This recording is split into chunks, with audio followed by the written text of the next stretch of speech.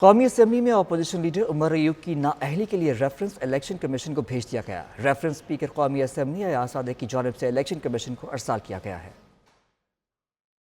Reference मुस्लिम league नून के रहनुमा बाबर नवाज की जानिब से स्पीकर कौमी असम्बली को भिजवाया गया, जिस पर दस्तखत के बाद उसे इलेक्शन कमीशन भेजा गया है। रेफरेंस में कहा गया कि उमर अयूब ने अपने मालियाती गोशमारों में अहम असासे जाहिर नहीं किए, उन पर बैरून मुल्क जायदादें छुपाने और अकामत जाहिर न करने का संगीन इल्जाम है।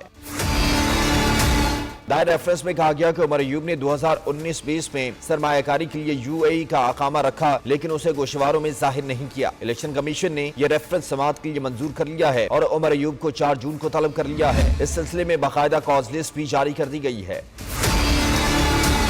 रेफरेंस में इस्तदा की गई कि आइन के आर्टिकल 62 और 63 के तहत उमर अयूब को नाअहल करार दिया जाए। बाबर नवाज का मौक़िफ़ है कि असासे छुपाने वाला शख्स अवाम कौमी असम्बली में अपोजिशन लीडर उमर अयूब की नाअहली के लिए रेफरेंस इलेक्शन कमीशन को भेज दिया गया। रेफरेंस स्पीकर कौमी असम्बली अयाज सादिक की जानिब से इलेक्शन कमीशन को अरसाल किया गया है।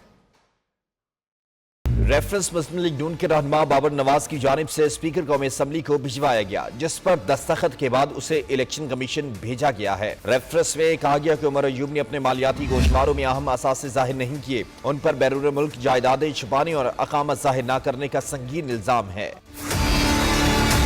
दायर रेफरेंस में कहा गया कि उमर अयूब ने 2019-20 में सरमायाकारी के लिए यूएई का अकामा रखा, लेकिन उसे गोशवारों में जाहिर नहीं किया। इलेक्शन कमीशन ने यह रेफरेंस समाअत के लिए मंजूर कर लिया है और उमर अयूब को 4 जून को तलब कर लिया है। इस सिलसिले में बाकायदा कॉज लिस्ट भी जारी कर दी गई है।